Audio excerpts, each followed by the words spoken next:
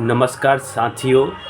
जिस तरीके से इस समय बिहार में छात्रों के साथ अन्याय हो रहा है, एक छात्र अंधकार में उनकी ज़िंदगी महसूस हो रही है। जिस तरीके से परीक्षा में धांधली हो रही है, सेटिंग हो रही है, वो चाहे बीपीएससी हो, बीएसएससी हो या दरोगा बहाली हो, ये पूरी तरीके से छात्रों पे एक अत्याचार तरीके से किया जा रहा है।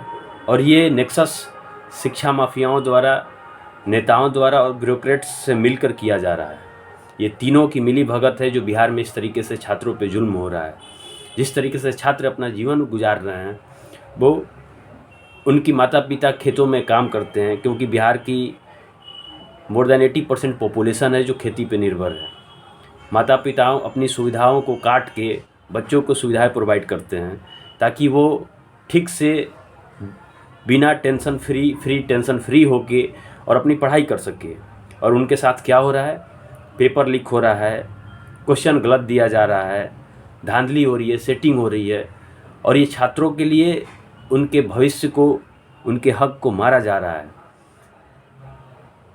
जो शिक्षा माफिया हैं वो मेधावी छात्रों की हक को ले जा रहे हैं, पैसे पे बोली लग रही है। और ये बीपीएससी का पेपर लीक मामला हो या अभी बीएसएससी का सीजीएल 3rd का पेपर लीक का जो पेपर वायरल हुआ, और या पिछले 8 साल पहले बीएसएससी का पेपर हुआ था, उसमें अध्यक्ष की गिरफ्तारी हुई थी। ये बताता है कि बिहार में क्या चल रहा है और युवाओं के साथ क्या हो रहा है। और जहाँ तक विरोध करने की बात है, आंदोलन एक पवित्र चीज़ होता है। प्रोटेस्ट डेमोक्रेसी में एक पवित्र चीज़ मानी जाती है और ये हमारा हक है। मुझे लगता है कि हम लोग के ज़हन में हम भूल ही गए हैं कि हम लोग डेमोक्रेसी में रहते हैं। डेमोक्रेसी का मतलब कि गवर्नमेंट हमारे द्वारा बनाई जाती है। डेमोक्रेसी का मतलब republic, we are living in the republican democracy. इसका मतलब गवर्नमेंट हमारे द्वारा बनाई जाती है, हमारे लिए बनाई जाती है। ये शायद हमारे जितने भी कैंडिडेट्स हैं, जितने भी छात्र छात्राएं हैं, जितने भी हमारे भाई बहन हैं, ये भूल जाते हैं कि हम डेमोक्रेसी में रह रहे हैं। हम कोई ऑटोक्रेटिक या कोई मुनार्क में नहीं रह रहे हैं। हम डेमोक्रेसी में रह रहे हैं और हमारे द्वारा गवर्नमेंट बनाई जाती है। हमारे सुख सुविधाओं, जो भी हमारे जो नेतागण हैं, जो भी ब्यूरोक्रेटिक मशीनरी है, एडमिनिस्ट्रेटिव मशीनरी हैं, उनकी सुख सुविधाएं किसके द्वारा प्रोवाइड की जाती है? पीपुल्स के टैक्स पे, जनता के टैक्स पे। और हमारी टैक्स पे ही राज कर रहे हैं और हमको ही आंख दिखा रहे हैं, हम पे ही अत्याचार कर रहे हैं लोग।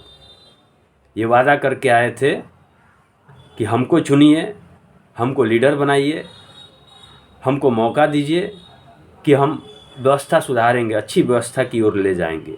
और हम पे ही ये लोग अत्याचार कर रहे हैं। हम सभी भाइयों बहनों से अपील करता हूँ कि आप विरोध कीजिए। आपके साथ जहाँ भी जुल्म हो रहा है, गलत हो रहा है, विरोध कीजिए। आज इस तरीके से मुखरता से आना पड़ रहा है क्योंकि हमारी जो पास्ट थी, हमारा जो भूतकाल था, हमारे जो पूर्वज थे, उन्होंने आवाज़ नहीं उठाया। हमारे पीछे के जो लोग थे, कैंडिडेट्स थे, आवाज़ नहीं उठाया। इस कारण हम लोग को झेलना पड़ रहा है। और हम लोग चुप रहें तो हमारे भविष्य भी हमको कोसेगा और कहेगा कि आप लोग चुप्पी, मौन रह के भविष्य के अंधकार में ले गए। मौन रह के आप अत्याचार को सहें। और प्रोटेस्ट की बात है तो दुनिया में एक एग्जाम्पल है, कई एग्जाम्पल है क्या प्रोटेस्ट हुआ। हमारे नेशनल मंडेला हुए, गांधी जी हुए, राम मनोहर लोहिया, डॉक्टर राम मनोहर लोहिया तो ऐसे मुखर थे जो तुरंत सरकार से लड़ जाते थे। और उनकी एक एक स्टेटमेंट हमें ध्यान में होनी चाहिए।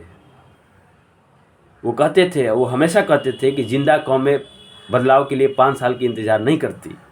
हम ये सब पढ़ के, हम लोग की सिलेबस में रहता है गांधी को पढ़ना, टैगोर को पढ़ना, नेहरू को पढ़ना, हमारे फ्रीडम फाइटर्स को पढ़ना, लोहिया को पढ़ना, जेपी मूवमेंट। छात्रों को तो अगर मूवमेंट की कोई नज़र आती है तो जेपी मूवमेंट पहले उनके जहन में आती है।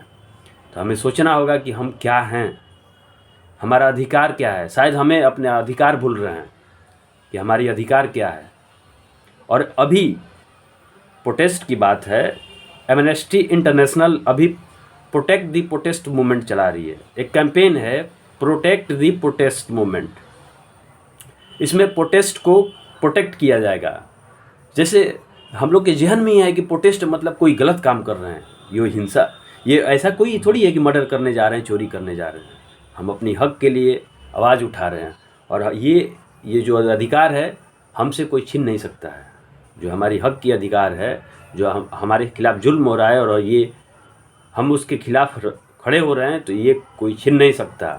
और जो इसके खिलाफ़ कर रहा है वो अपने जहन में रख ले कि हमारे द्वारा वो बनाया गया है, वो हमारे लिए है, हम उनके लिए नहीं हैं।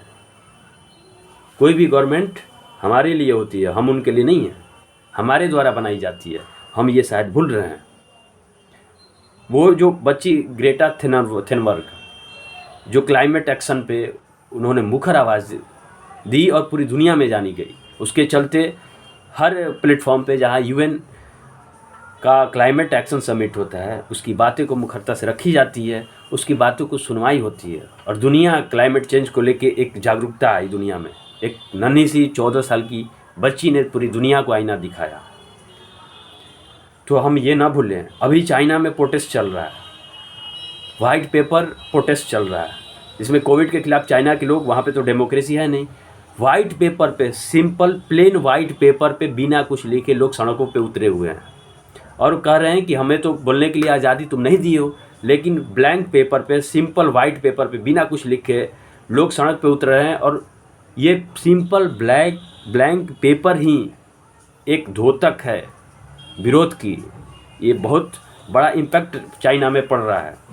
जो ब्लैंक वाइट पेपर कैंपेन और रेवोल्यूशन चल रहा है चाइना में, प्रोटेस्ट चल रहा है, तो पूरी एग्जाम्पल है हमारे सामने कि अगर हमारे साथ गलत कोई कर रहा है, ऐसा नहीं है कि हम किसी के हक छीनने की बात कर रहे हैं। हमारा कोई हक छीन रहा है, जोरदार तरीके से विरोध कीजिए, चाहे जिस स्तर पे आप रहें, चाहे जिस ज़िंदगी किसी भी फील्ड में रहें, जहाँ भी रहें, आप विरोध कीजिए।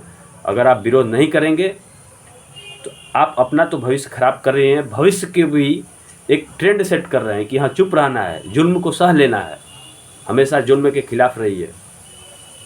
और मैं आह्वान करना चाहूँगा, जिनके साथ भी कोई दिक्कत हो रहा है, कोई गलत हो रहा है, आप मुखर रहिए।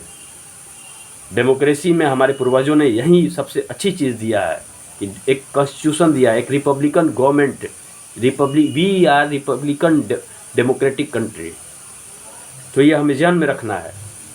और जहाँ भी आपके साथ, चाहे गवर्नमेंट हो चाहे कोई इंडिविजुअल आपके साथ अत्याचार कर रही है, आप जोरदार पुरजोर तरीके से विरोध कीजिए। जय हिंद, जय भारत।